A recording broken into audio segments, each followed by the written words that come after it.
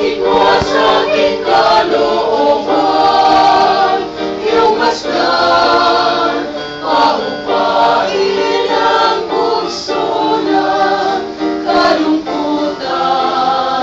Siyakapin ang buong higpit, iyong anak, nang mayakap din ang bayan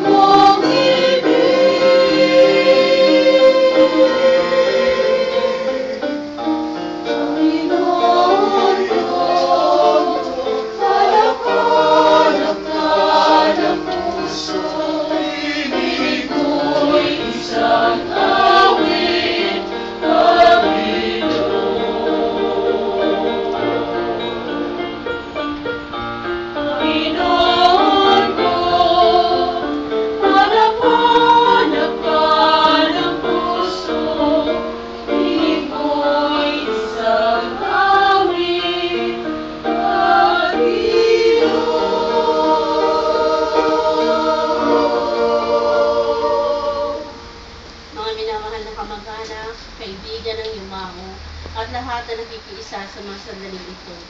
Tayo ngayon nagkakatipon upang sama-sama nating panalangin sa ating Ama sa Langit. Naway tanggapin sa kanyang kalwalhatian ang kaluluwa ng ating yumao, si Alfredo Lucas. Noon kaintim nating hilingin sa Panginoon, nakawaan niya si Alfredo at alawin sa kanilang kalumbayan ang kanyang naiwan. I believe in God, the Father Almighty, creator of heaven and earth. I believe in Jesus Christ, Son of God, who was conceived by the power of the Holy Spirit, and born of the Virgin Mary, suffered under Pontius Pilate, was crucified, died, and was buried. He descended to death, and the third day rose again.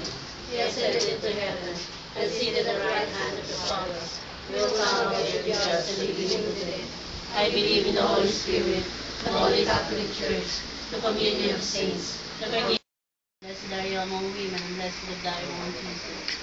Holy Mary, Mother of God, pray for us sinners now and at the hour of our death. Amen. Hail Mary, full of grace, the Lord is with you. Blessed are you among women, and blessed is the fruit of Jesus. Holy Mary, Mother of God, pray for us sinners now and at the hour of our death. Amen. Glory be Without end. the first